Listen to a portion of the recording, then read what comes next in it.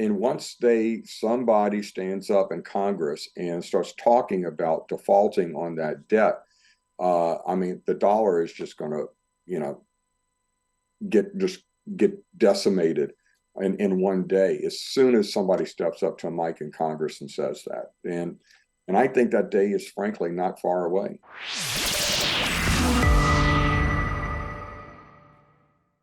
When I last spoke with our guest, gold was trading within $10 of where it is trading today.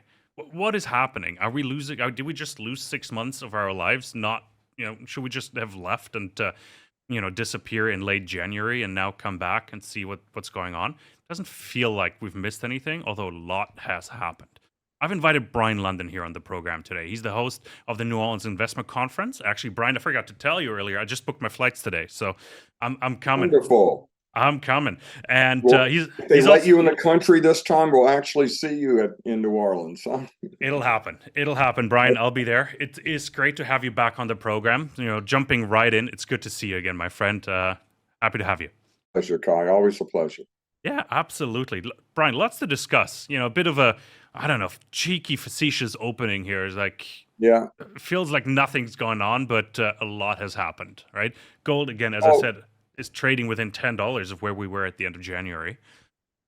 Yeah, if you want to take the cheekiness to the extreme, you should have actually bought in January, sold in May, and maybe be buying now, because we've done, just a real roller coaster ride since. We've gone to within spitting distance of all-time highs twice in April and May, and then come back down now to where we're, as we speak, just kind of bouncing off the $1,900 level. So we've lost as much as $150 over from the extremes, from the peak to where we are today.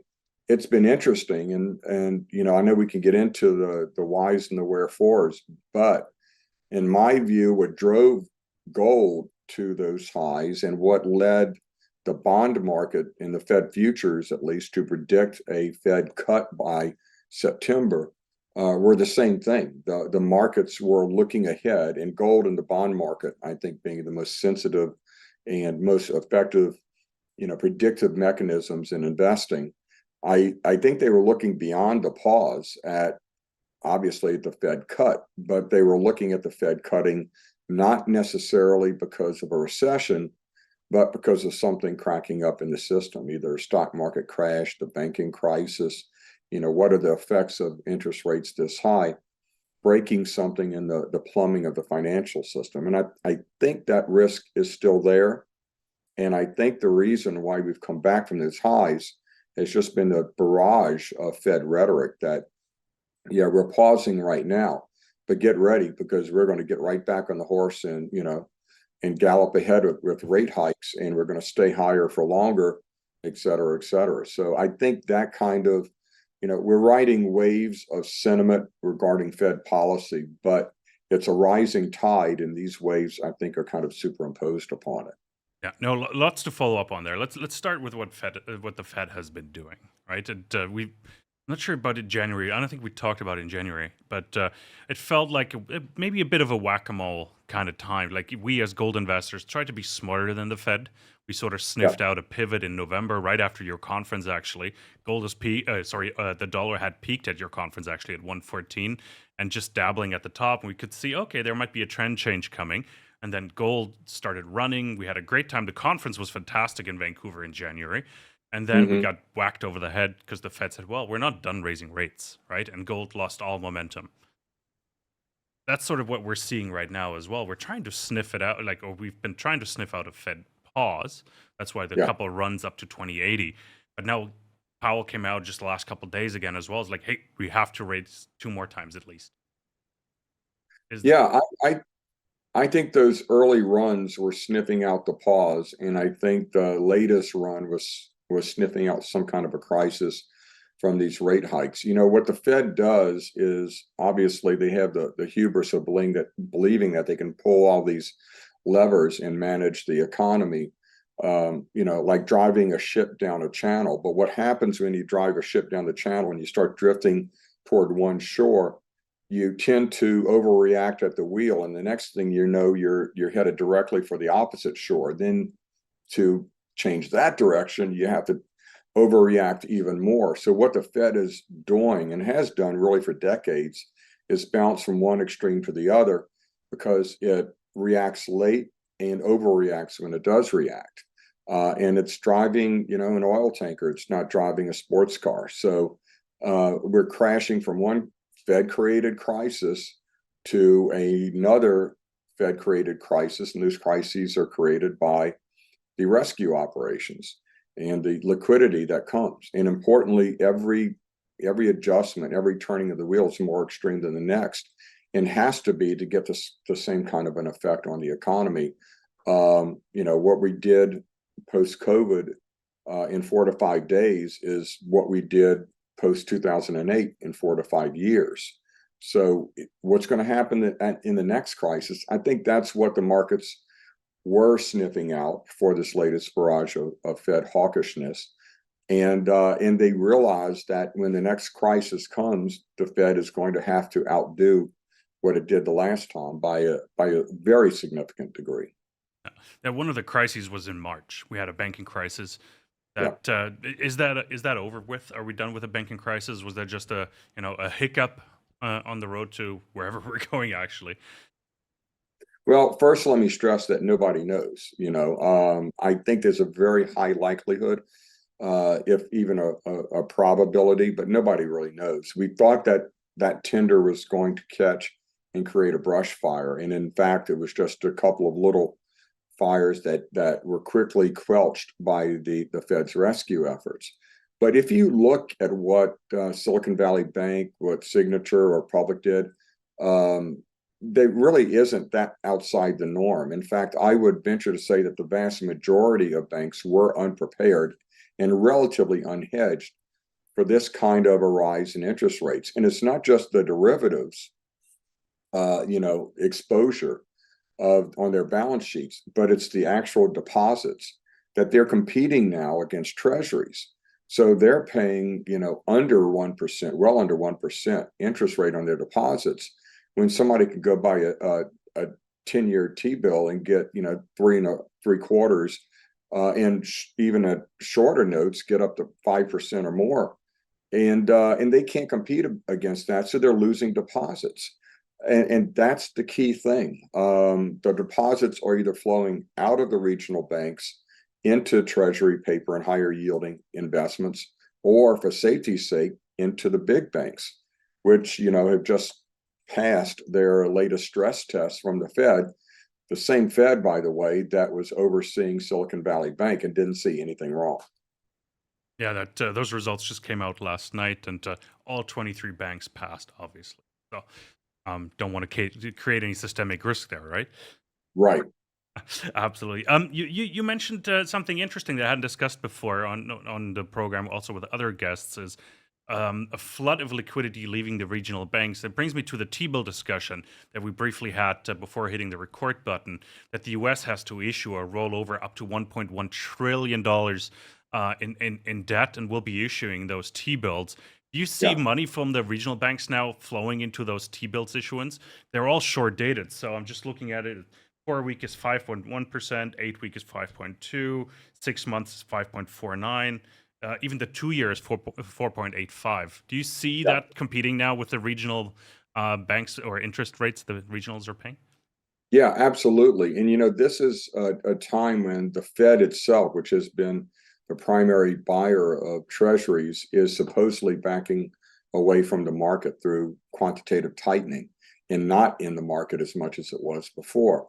And then we have sovereign funds in other nations that aren't buying T-bills like they used to and are backing away from that market. There's not the demand that there used to be for T-bills, for treasury securities in general, and yet we're getting a flood of new issuance. So rates will have to rise. Now, of course, when rates rise, that's going to attract more deposits away from the banks, which might be a good thing for the treasuries, but not necessarily a good thing for the banking system. So I think it's an example of, number one, the kind of mixed signals we're getting right now. One of the things I'm commenting about in this month's Gold newsletter is that treasury yields aren't quite the the indicator that we've seen. And the dollar doesn't really know which way to go. Had been sliding up till the last day or so, and then it's bounced a little bit. But the dollar is starting to weaken, and we may actually see a period when the dollar and gold weaken together, and conversely, they may both strengthen together and not be contracyclical, because the signals being delivered by yields are so confusing right now. Again, you've got that huge issuance coming out, and that's going to have an effect on the markets. So it's a confusing time. It's a lot of cross currents, and the second point being that it's an example of what happens when you have monetary policy being supposedly guided by omnipotent group of Fed governors and presidents who know what's better than the free markets. And I liken it to surgery with a hammer. It's not like they can really do anything to any nth degree, and they're usually wrong. Their actions typically do more harm than good. And we're seeing that right now. It's going to be a period of unintended consequences. Interesting. Yeah, no, I'm trying to find a quote I wrote down somewhere yesterday. I heard, I think it was Andrew Bailey. He was he's the UK central bank head of the UK central bank, and I think it was him. I might be wrong, but central banks must cause a recession for price stability. I might be quoting the wrong guy. So the Fed needs to become more unpopular. Right now they're just playing the populist game, but if they want to stabilize prices and everything, they need to become really, really unpopular. Maybe even keep raising rates longer than even Powell might think. Like, where do you stand on that? Yeah, they really need to get the employment rate up, which is contrary to one of their mandates. But they need to get, I'm sorry, the unemployment rate. Yeah. And so the one thing, I mean, all of the indicators are pointing toward a recession, even the ones that have been foolproof over decades. Everything's pointing toward an impending recession. The only thing that has me and my contrarian spidey sense tingling that we might not get a recession is the fact that the Fed itself predicts or feels we're going to have a recession. And as I said, they are not always correct, but rarely in doubt. And they have a record that is full of failure. So if they think we're going to have a recession, maybe we're not. But they fully expect and are trying to get at least a mild recession to put out the inflationary fires.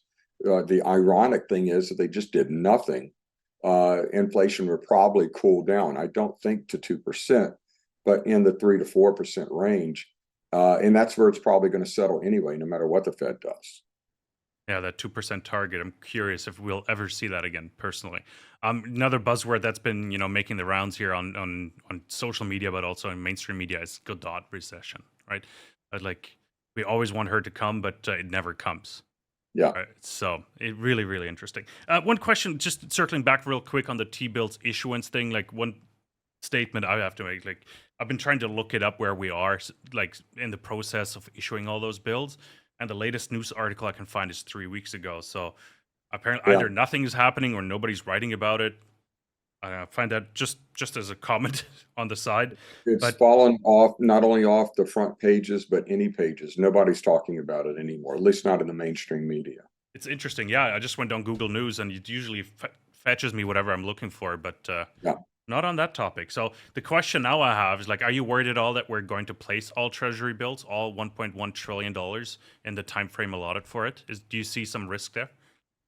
Yeah, I see some risk. I'm not worried about it because I am fully invested in the gold and mining stock sectors. So this kind of instability, they're going to get what they asked for by trying to manage the global economy like this.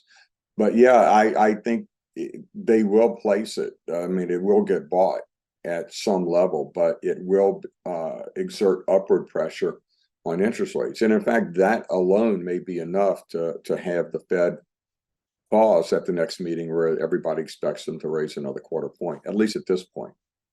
Okay. Brien, I love your newsletters because I'm going to steal some of those titles for the next questions because they're just great. You send out one newsletter here, Golden Opportunities, June 12th, and it is check your premises. right? And like sort of your investing premises. What are you looking for? What are you expecting? Have your premises changed at all? Have you double checked them recently? Anything in your sector that Yeah, might? I check them all the time and I doubt them all the time, which is good. But you know, it's the job of a bull market to shake out as many participants. And I think gold in particular has a diabolical goal of shaking as many people out as it rises. So when I get doubtful or a bit bearish on the market, it's usually a good buying signal. So I kind of, you know, understand myself and where I am emotionally after going through so many cycles over so many years. But that title, Check Your Premises, is something that my mentor and one of the founders of the entire hard money movement, Jim Blanchard, used to tell me, and he got it from Ayn Rand, who was, you know, he followed very closely, read very closely, and actually became a friend of. The point being that you have to double check your assumptions and don't be blinded by your biases. And that particular issue of golden opportunities was leading to a presentation by Brent Johnson, aka Santiago Capital, on Twitter, who had a presentation he delivered at last fall's New Orleans Investment Conference that I thought was really one of the most valuable presentations we've ever had. He expertly guided us, the audience, through how we have these preconceptions and we get married to our ideas. And you have to constantly back check those and also gauge them against new information coming in. So my premise right now remains the same, that we're in the end game of a over 4 decade long process of ever cheaper money, ever lower rates, which leads to the credibility of fiat currencies being degraded over time. And I think we're in the end game of that process, and things are going to start happening more and more quickly. As part of that, I don't think anyone knows what's going to happen ahead. You have to play probabilities. But one of the probabilities is that you're really going to want to own gold and leveraged gold and silver investments, aka the mining stocks and other things. But you want to be heavily invested in that sector going forward. Absolutely. And maybe it's the German in me, or it's just trying to find out what's going on in gold. Like I often ask the question, what is actually holding up the gold price? Trying to sort of flesh out the premises. Like, are we, because I'm looking at the price chart right now, and it seems like we're looking back at, that's technical levels, maybe 1815 again, right? That seems to be like the next support level, the next bigger support level. So I'm trying to figure out what is holding up gold right now, and what should we expect as well? Like the premises, I think, on the macro level are all intact. Yeah. Right? That I don't think that has changed. So I'm curious, like, do you see any short-term impact? Maybe summer doldrums in general, seasonality, but usually the summer are strong months for gold. Yeah, well, you do have a summer slowdown, typically some seasonality where the gold price bottoms anywhere from mid-July to mid-August. Based on that, it looks like it's been playing out to the T. The technical, the charts are really looking bad for gold right now. They are forecasting at least weeks of weakness ahead.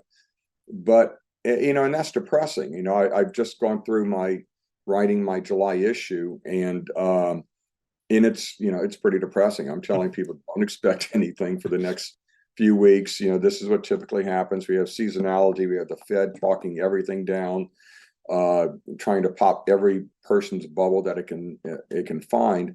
But then again, if you step back and look at it, at least it's, you know, even though the technicals are pointing to a violation of $1,900 and much lower, right now we're still holding on fairly well, despite what the Fed has been saying to the markets.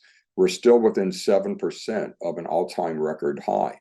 And it's kind of impressive. As we speak right now, gold plummeted on new economic data, jobs, and some real estate data, went right down to $1,900 and bounced right off of it. Now, with my luck, that means in the next couple of hours, we're going to plunge right through there, but right through. I guess I jinxed it. But that said, generally speaking, it's been pretty impressive. But I would guard against a drop well into the 1800s at this point. Brian, before we switch to the miners, and summer doldrums sort of opened the door to the miners here, but I Yeah. want to quickly, talk a bit more about interest payments on the U.S. debt. You're always the person I talk to about this because not a lot of people have the exact information of what is going on there. Because we're reaching a pivotal moment here in history, and you might want to explain that one a bit more detail. And when are we reaching that point? Yeah, for months I've been talking about how we're knocking on the door of $32 trillion in debt. And I just checked the number yesterday, and all of a sudden, we're not knocking on the door. We're at $32.2 trillion in the federal debt. Another $200 billion that just came in a flash. And if you just run that, no, I've gone back and looked at the data for decades and actually calculated the effective interest rate on the federal debt. And it varies a good bit, but you can, over fairly long periods of time, look at it as kind of a smooth 10-year yield. And right now, at that level of debt, at about where the 10-year yield is right now, we'll be paying $1.2 trillion in interest on the federal debt. 1.2 trillion only. Now, the Congressional Budget Office predicted a federal deficit this year of 1.5 trillion for the full fiscal year. Halfway through, we're already at 1.1 trillion. You add on about another 500 billion or so that's not even included. That's spending that's off budget. That's added on to that kind of secretly. And then you add now about 1.2 trillion in just interest on that federal debt. So you're looking at the federal debt growing between 3 and 4 trillion this year. So, we're looking at 32.2 right now. If you look at CBO projections, they're projecting like 35 trillion by the end of the decade or something like that. We're going to get that by like next year. At some point, someone other than you and I are going to be talking about this. And I think that's long-term, negative for the dollar, but I think it's negative for all fiat currencies at the end of it because we're all in the same boat. It's happening in just about every developed economy out there. Well, we've talked about that it might actually at some point become a political issue as well, Yeah, right? Like at some point, like you said, 1.2 trillion. I remember last conversation, we were just talking about the $1 trillion number. Now we're 20% higher already, right? yeah, So the trillion is a big, big number. It's maybe a, what do you call that? It's like psychological yeah. number. That's right. That where in the minds of the politicians is like, okay, we got to address this now. This is becoming now clickbaity here. We can actually make a wave here. We can cause some chaos. Let's talk about it. Yeah, the official rate, the official interest paid on interest run rate on the federal debt right now is about 940 billion. So about to officially cross the trillion at the next update, which would be for the next quarterly GDP number. Yeah, I think when you look at some of the much more leftward leaning in Congress in the US and some of the crazy ideas that they come up with, when we cross that line of 1 trillion, they're going to talk about why are we spending this when we could be using this for free college education, universal basic income, student loan forgiveness. Anyway, in other words, how we can use this money to buy votes instead of paying on that federal debt. And once somebody stands up in Congress and starts talking about defaulting on that debt, the dollar is just going to, get decimated in one day as soon as somebody steps up to a mic in Congress and says that. And I think that day is frankly not far away. Like one other thought, and it's opening a whole can or different type of discussion. We probably have to do that another time. But I've been reading up on CBDCs last night as well. The Yeah. EU put out a proposal to go through with it, to put some regulation in place and start to install it. Just start rolling it out. And I hear 2028 is when the EU kicks it off. Other countries already have their CBDCs. I think Nigeria is one of them, and a couple of Caribbean nations. Mm-hmm. Fine, but just thinking, might this be a pivotal moment when we have that discussion about it as well? Like it seems like it's something bigger that would trigger a discussion. Well, my question is, why did you read about that before you went to bed? Do you watch horror movies before you go to bed as well? I mean, No. it is enough to keep you up at night. It is the scariest thing out there. It really is. It is handing the absolute skeleton keys to your life to the government. And as we know, government always seeks ever greater power. And so it is inevitable that they're going to do that. The heartening thing is we're seeing some in the U.S. state legislatures passing laws that they'll never accept CBDCs. But of course, that's going to be unconstitutional anyway. The issue has to gain some political foothold in the U.S., and we have to really get an uprising against that, and lobbying against that on a federal level. So hopefully that can happen, because it is getting more and more of the issue is getting raised more and more, and we're seeing this kind of people rising up against it. And we're also seeing politicians who propose it just get pilloried, and they don't like that. So hopefully that continues. Yeah, it's like the number one reason for the EU to announce it is, okay, we're fighting the stable coins and we're fighting other government CBDCs, so we need to do something to stay relevant. Yeah, they'll find some rationale, of course. So, But, so losing trust in the EU, in the currency, it's like we can't have that. We need the CBDC to keep yeah, that. if they want to fight other CBDCs and stable coins, the way to go that is to go to a fully cashed society, in the other direction rather than that direction, because a lot of what was promised with crypto in general of anonymity has become transparency, and in fact it's become exactly the opposite of what was originally intended. Well, the goal is minimal personal data to be transferred when Right. transacting. That's what it said in there. And then I Googled, okay, like how much data do you transfer when you use your credit card? So it's credit card number, expiration date, and that little PIN number at the back. That's all the data you transmit to the bank, right? Well, it is a form of identification. I was checking into the airport and didn't have my confirmation number, and the lady said, "Well, just stick your credit card in." And I'm like, I'm not sure which credit card I used to book the flight. It doesn't matter. It's that Just is put your it's, face right there. Like those facial it, scanners like scare the crap out of me as well. That's a different story. yeah. So So somebody could steal your credit card and get on your flight. yeah, Right? domestically in the US, no problem. All right. Yeah. So, but we're getting off topic here. Fun discussion to be had for sure. Mhm. But let's talk summer doldrums. Let's talk miners. Brien, give us an update. Where are the miners right now? I brought up summer doldrums, but maybe you have a bit of a different opinion.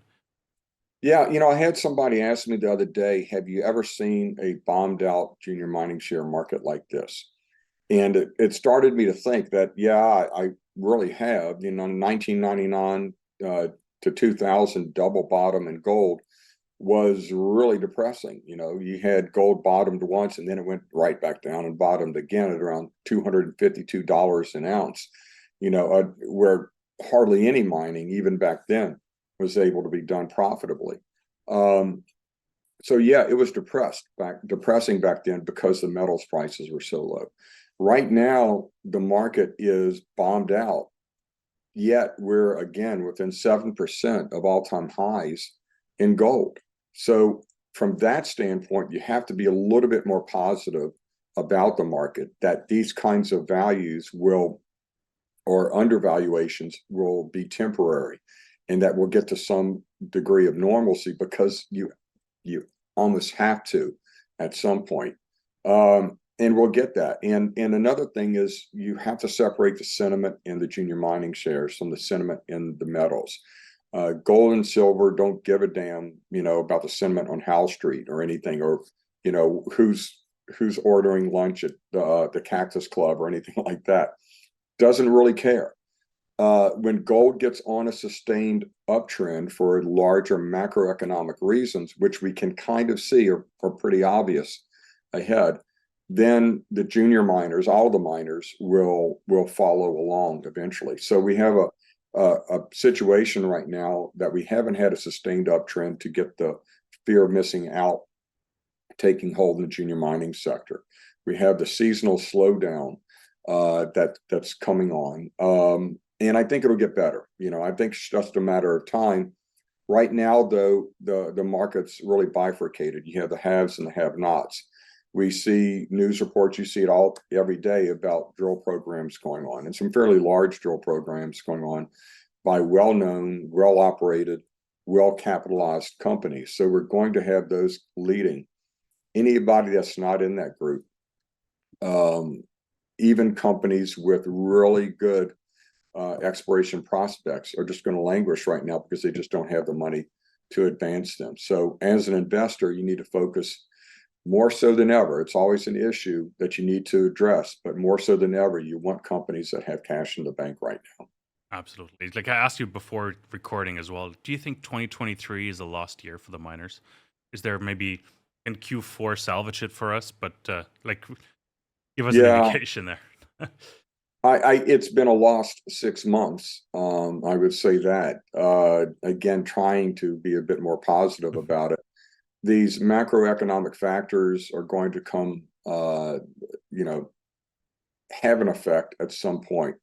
So I think the fall is really going to be interesting for a number of reasons, from Fed policy, from potential signs of recession, and again, these stresses on the system with rates this high. This financial system in the US and the developed world was built on a foundation of zeroed interest rates, on rates at 5,000-year low levels.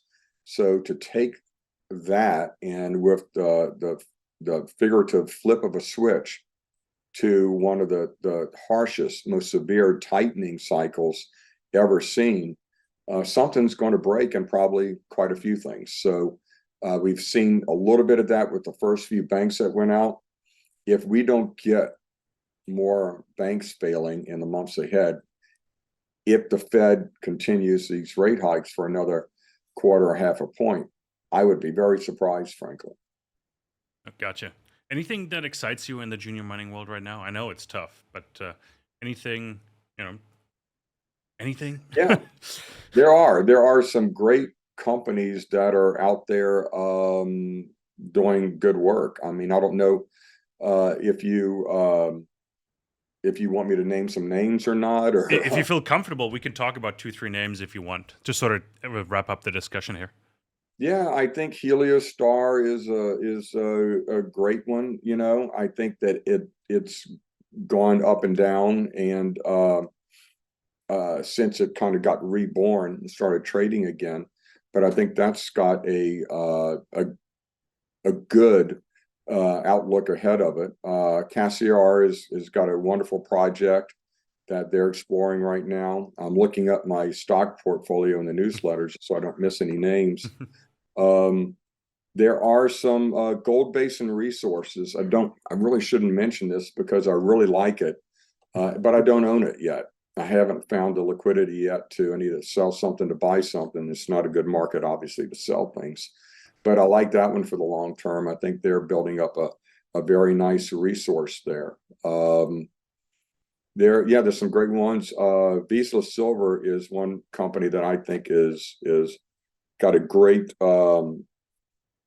outlook ahead of it. It's got a world-class high-grade silver resource that is going to be valued at 4 to 5 times where it is right now. So you have your downside somewhat protected. So I really like that. And they came out with a good, very interesting copper story that we just added to the Gold Newsletter portfolio, and Vizsla Copper that I like as well. So a lot of good names. We have the issue I have with Gold Newsletter is it is a target-rich environment. There are a lot of wonderful companies out there, and we cover a bunch of them in Gold Newsletter. And as I look down the list,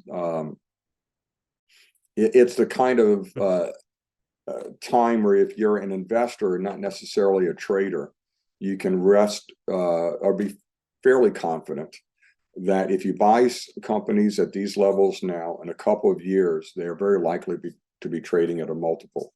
So those are decent returns in any market. But I think this is kind of a generational opportunity right now, very much like the early 2000s. Fantastic. That's a great one. Like, I'm really curious, as you said, but it seems like there's a lot of stocks are bottoming right now. Looking at the charts, it seems like they're just trickling along, waiting for an impulse.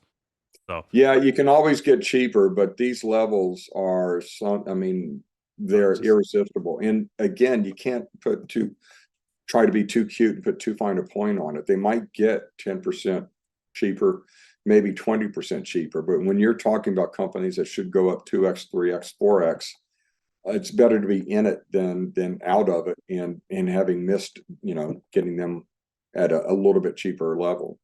fantastic. Brian, I mentioned it in my intro. I just booked my flights actually just around noon my time here. So really excited to come out for a week to New Orleans. Let's talk about the conference real quick because I know some of the companies you mentioned. I think I'm going to be there as well.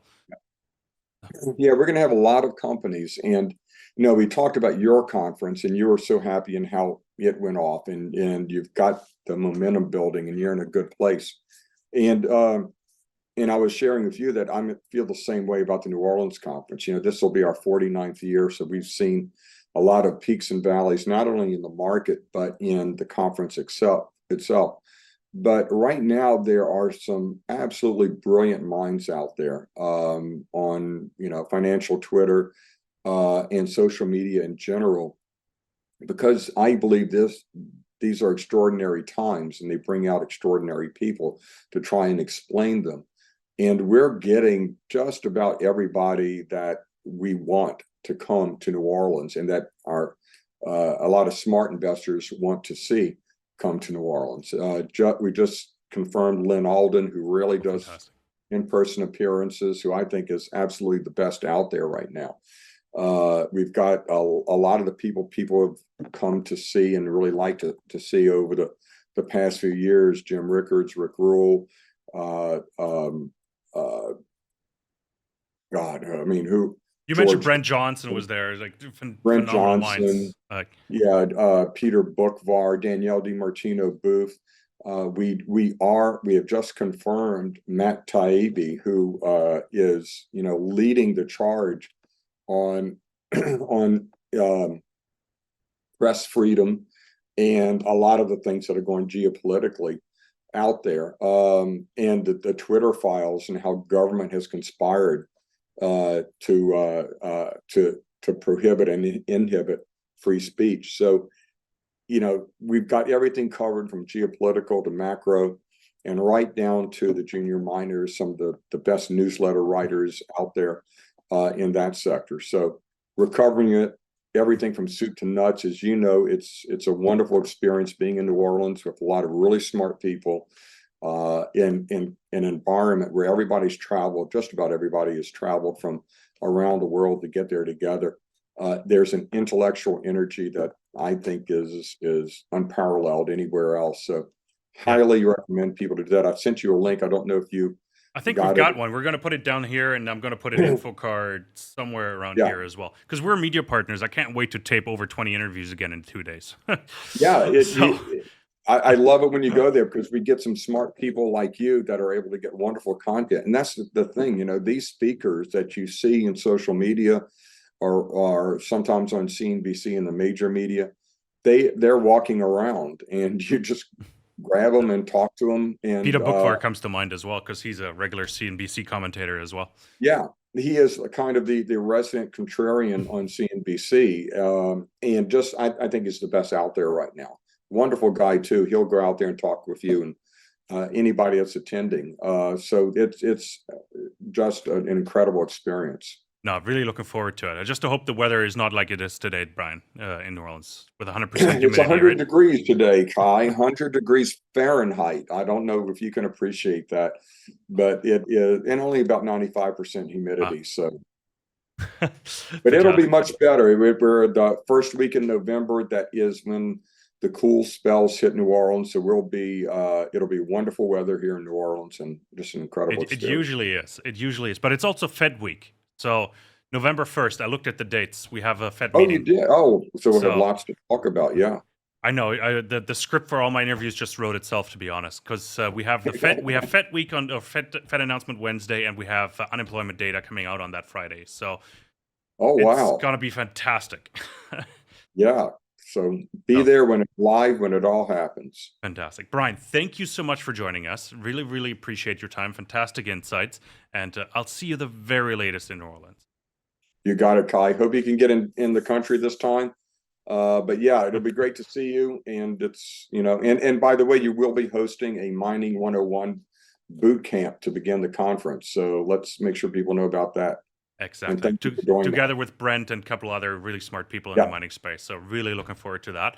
Thanks for the opportunity, Brien, and everybody else. Thank you so much for tuning in. We hope you enjoyed this conversation. Make sure to see us in New Orleans. I'm really looking forward to the event. I've taped some of my best interviews at the conference, as Brien said, and you don't need to promote it. Just look at the website and the confirmed speakers already.